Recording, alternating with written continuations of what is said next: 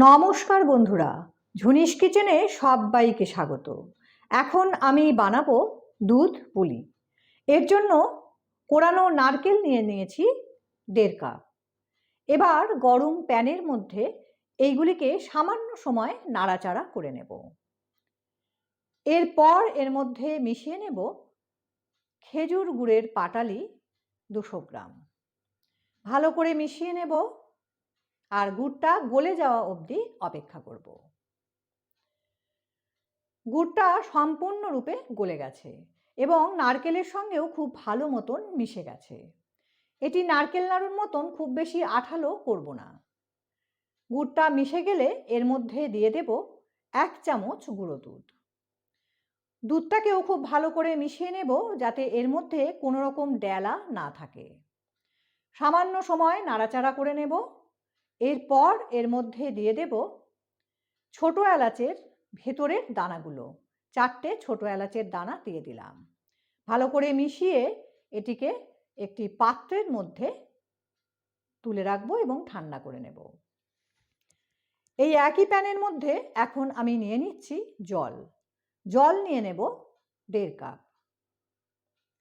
এবার এর মধ্যে দিয়ে দেব সামান্য পরিমাণে নুন। জলটা ফুটে ওঠার জন্য অপেক্ষা করব। জলটা খুব ভালো মতন ফুটে উঠেছে।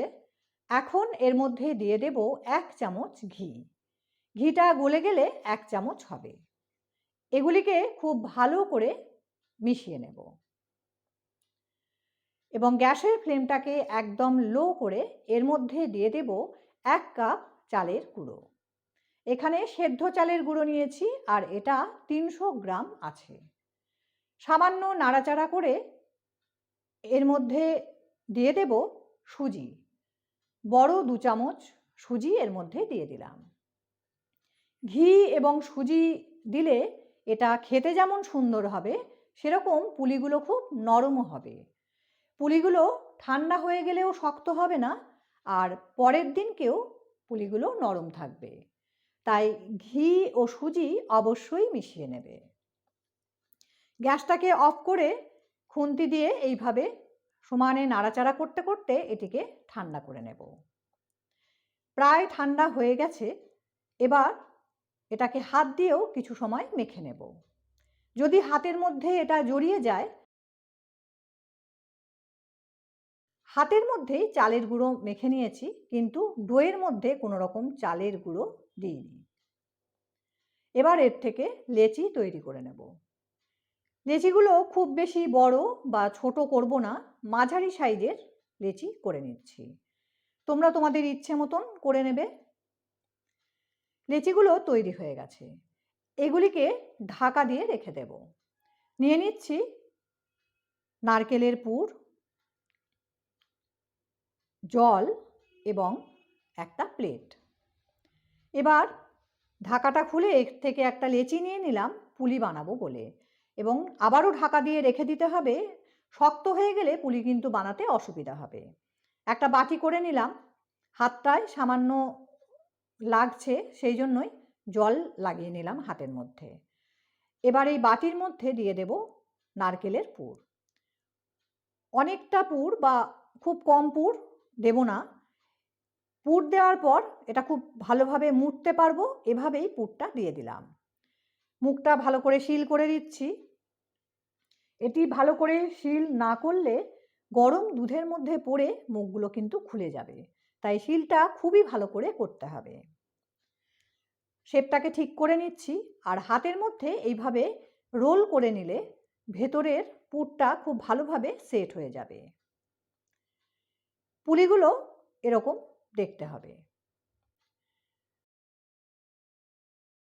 আমি আরও একটা লেচি নিয়ে নিচ্ছি এবং আবারও ঢাকা দিয়ে রেখে দিচ্ছি।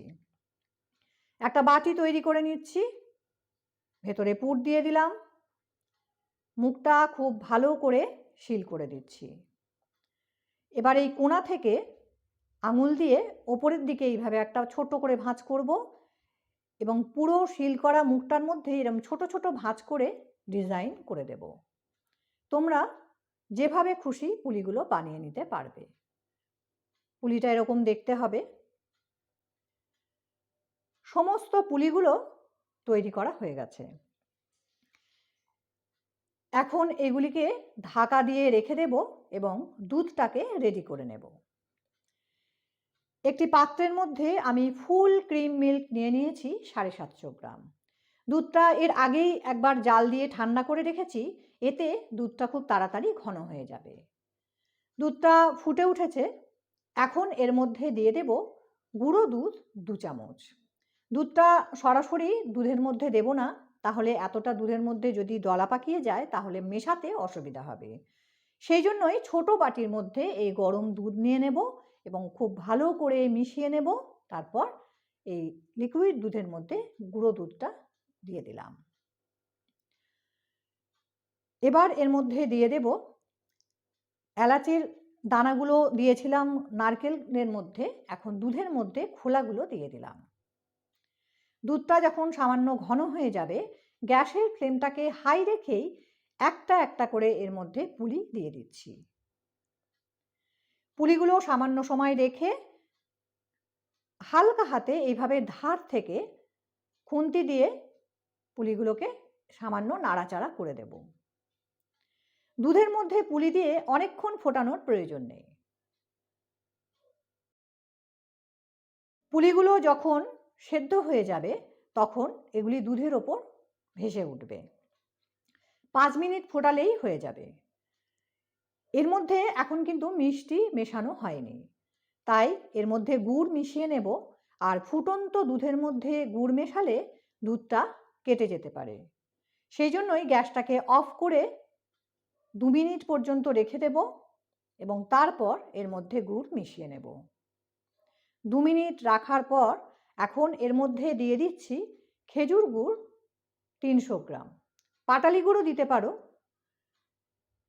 নিজেদের স্বাদ অনুপাতে মিষ্টিটা কম বেশি করে নিতে হবে। ভালো করে গুড়টা দুধের মধ্যে মিশিয়ে নেব এবং মিশে গেলে গ্যাসটাকে আবারও অন করে দেব দুধটা ফুটে ওঠার জন্য।